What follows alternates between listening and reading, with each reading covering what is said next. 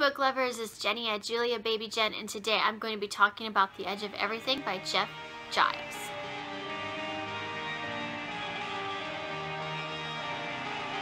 Okay, so today I'm going to be talking about this wonderful book, The Edge of Everything by Giles. I realize that I have been mispronouncing his name as I think everybody on BookTube has. We've been calling him Giles, and it's actually Giles, which sounds weird, the J sounds, but I'm sorry, Jeff, that I mispronounced your name. So this is his debut novel. This is a YA fantasy, kind of a contemporary vibe to it too, though. And you'll see that a lot of people think from the cover that it looks like a contemporary. I actually didn't think that when I looked at the cover because of the fire around it. I thought it actually did look a little more like I thought it was actually going to be like a dystopian novel, actually, is what the vibe looked like to me, and the title, The Edge of Everything, made me think of that. I don't know why. Actually, this is a fantasy, and it's a really great hidden gem book, one that just kind of came out, and I don't think anybody expected a lot of this, but it's been really awesome. It's a really great book. It is the first in a series. Right now there's just 2 books in the series. He's writing the second. I don't know if there'll be more. It kind of depends, I guess, on how the second book goes. But I am going to leave a link below to an author interview that Christine from Poland and Bananas Books, I think that's the name of her channel, did. And it's a really great author interview about the author, and he'll tell you a little more about himself in the book. In it. It's a quick video, and I definitely recommend watching it because he is awesome. And I had actually watched it after I read the book, and it cemented my love for this book even more, because when the authors are awesome to a book you love, oh, it's like the best thing ever. It's like, yay! You know, it's like one of those things. Not that you have to like the author to like a book, but I think it makes it all so much easier. Okay, so I rated this 4.5 stars. I absolutely love this book. And then I'm going to talk a little bit about what this is about. I don't want to talk too much about it.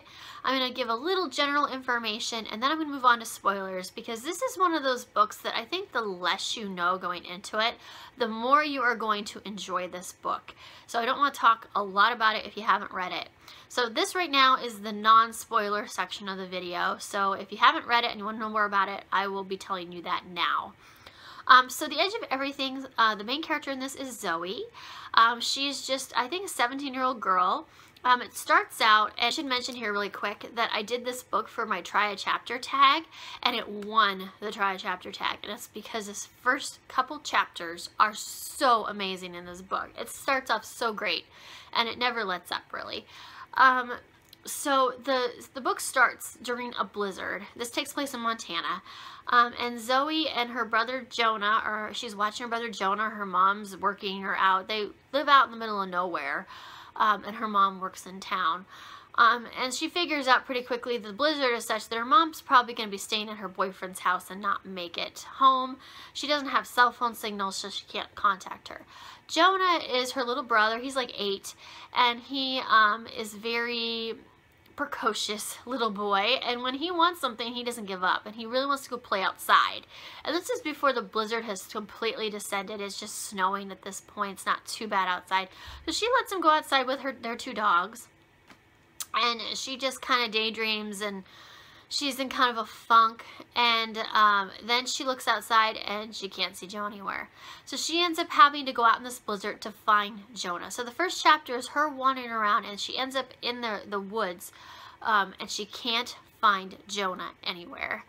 And so that's kind of how the book starts. And then while she's out searching, she discovers this scene on this lake where a supernatural thing is definitely happening. This boy, who's really strange, is trying to drown this man in a hole in the ice.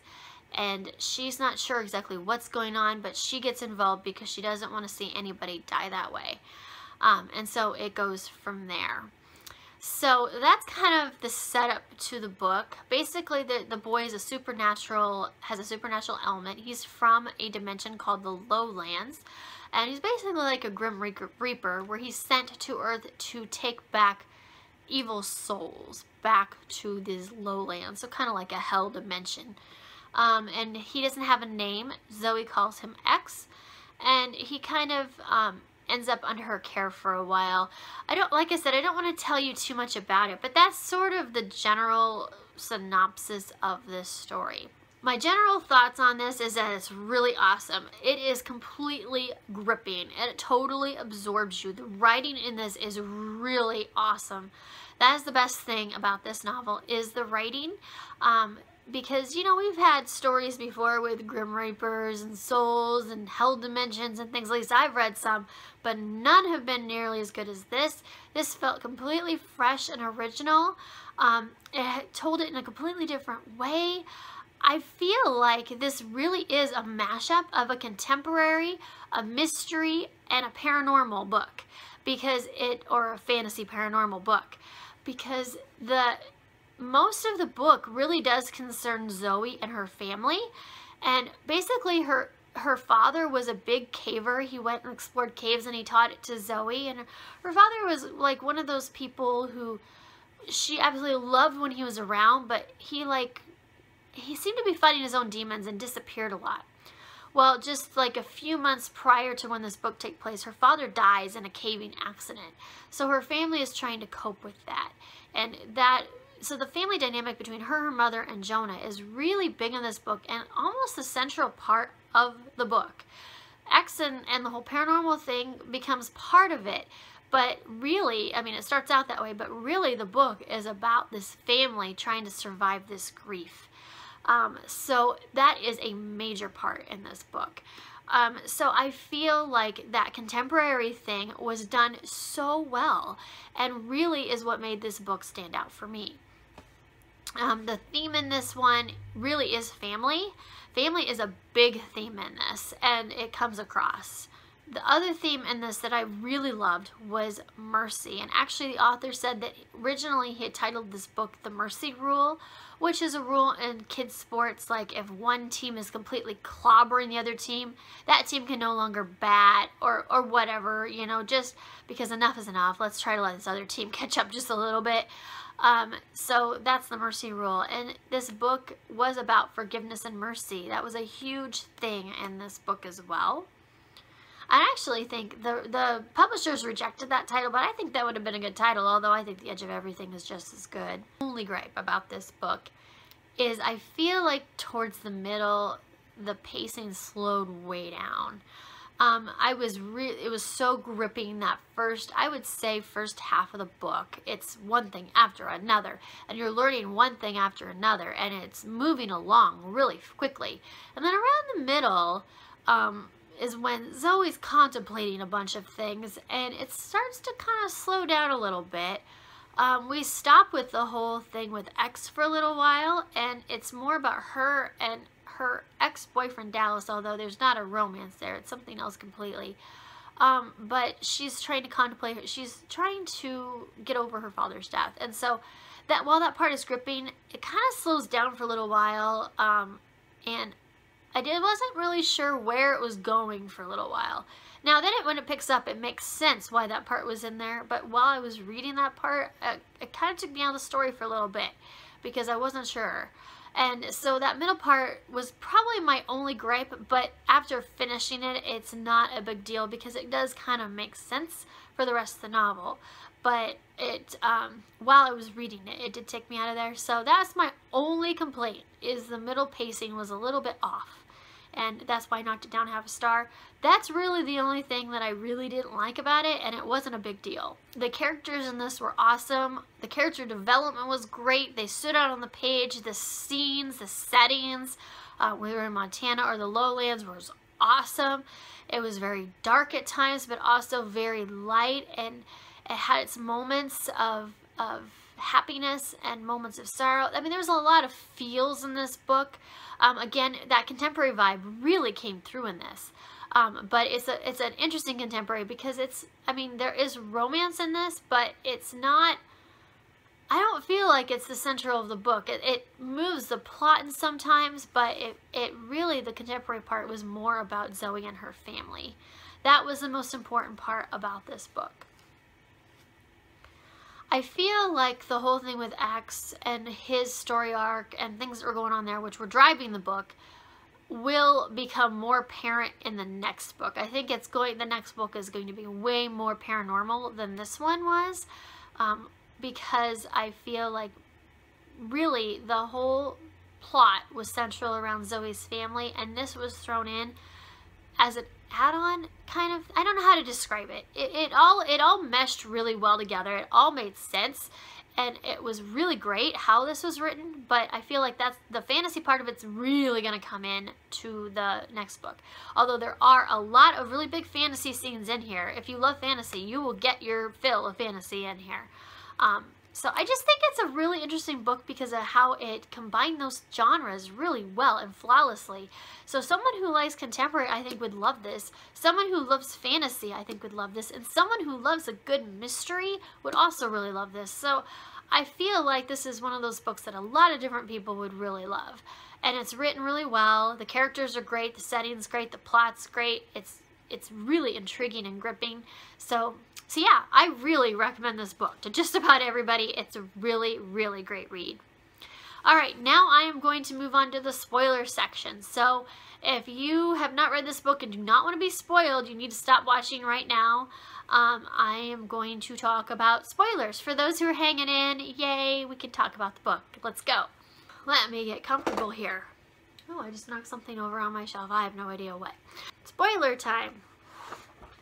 Okay, so the biggest spoiler in this is obviously the twist where the dad is actually still alive and faked his death. I kind of wondered at some point in the middle of the book when they were talking about his caving accident and how they found the rope in blood but they didn't find his body. I was very curious about that because I'm like, that's an interesting setup. And they kind of, I mean, they talked about his body quite a bit, and that was a big part of the book, recovering his body, because Jonah really didn't like the idea of his dad laying in that cave freezing. And I could see how that would really bother a child. I mean, obviously, logically, the dad couldn't feel anything anymore. But as a child, I could totally see, or a loved one even, I could totally see how that would really bother you. How you would want to recover the body and bury it properly. I mean, there's a closure when you bury someone's body. It is an empty shell, and people look at it differently.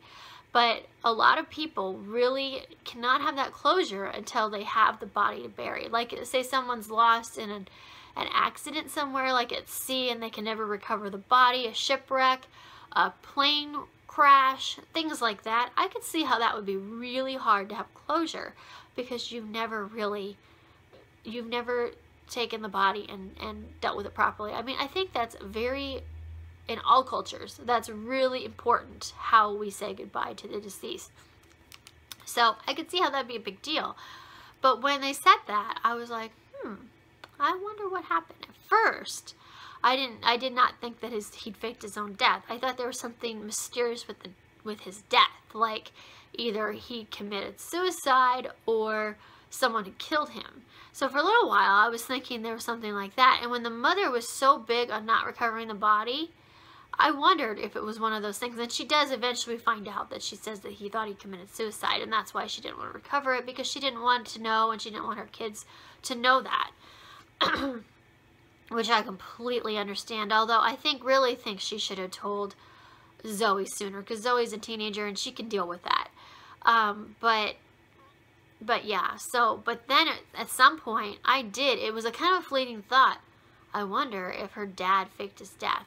And when we found out that X had one more soul to get and he was really upset about it, I wondered if it was her father. And the reason I thought that was because of the Stan thing. I'm like, this is kind of weird that she and her dad was friends with this terrible guy named Stan. And her mother said that they'd done some really questionable things in his youth. And it made me kind of wonder a little bit. Now, I had no idea that her dad had anything to do with that couple's death on the cabin. I did not know that. I thought he would be paying retributions for his past crimes, not for something he did more recently. And so I did wonder if maybe he'd faked his own death. But it was still a really awesome twist. And like I said, I knew nothing that he had anything to do with that cabin thing. I mean, obviously he didn't commit the murders, but he did suggest that to Stan. So that, you know, he had a role to play in the guilt for that as well, and retribution for their souls. So I thought that was just a really awesome twist. I thought it was really well done. It was set up really well, even though I did kind of suspect something. I didn't get the whole twist, and yeah, it was a great twist. And then I talked earlier about the theme of mercy, which I do think was a really big theme in this book. Whether right or wrong, Zoe really was a good person and had a good conscience, and she could, you know, wanted to forgive Stan, and she wanted to forgive her father. But it's kind of a, you know, was she right in doing so? In Stan's case, I'd say probably not, because he still killed someone after that. So he was one of those evil blights on the world that probably did deserve to just not be here anymore. Whether he deserved to rot in the lowlands, hell, I will leave that up to you, but I personally think he does. I think he deserved to be down there. I don't know if there is a hell, but if there is, I think that it's probably a good place for certain people, for certain souls. I think there are some people who are just evil. There's not that many, but I do think that there are some people on this planet who are just evil and deserve to rot in hell. I think they're few and far between. I do believe in forgiveness and redemption, and I think that some people, you know, who do terrible things and really regret it and deserve a second chance. But I say most people probably, but what he did was terrible, and the things he did even after were terrible. So I do think he deserved a rotten hell. But do I blame Zoe for thinking that she would want to try to give someone a second chance? No. I think it's a little naive and innocent, but I think that's a really good quality to have. I think someone who can forgive someone and look beyond their mistakes is a really great person. So it's kind of that ever conflict. That's a big conflict in life. I mean, how much do you forgive? How much do you know, how long do you give someone a second chance? You know, I mean, that's a good question. And I thought it was a really good theme and question to explore in this book. And I mean, it never really comes out whether who's right or wrong. And I love that the author never says, oh, yeah, gets all preachy and, yeah, yep, she should have forgiven him, or, oh, no, she should have sent him hell. I mean, that's up to the reader to decide that, and I really do like that in this book. As far as forgiving her father, at that point, I was like, kill him, send him to hell. I mean, he had done terrible things, and what he did to his family, he was basically a coward and ran away. I mean, and I feel like, yeah, he definitely didn't deserve any more chances after that. I think after watching Jonah suffer like he did, oh, Zoe's a much bigger person than I am. I have to say that for her. I mean, no, it was her father, but still, I don't think I could have done it, what she did.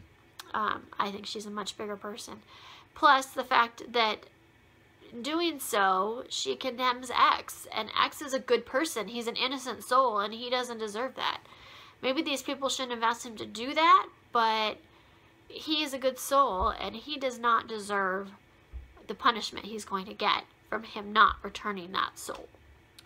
And now Zoe doesn't know exactly what his punishment was the first time. He never tells her, but she had to have figured that it's bad. If they're doing what they're doing to get these souls, it's got to be bad.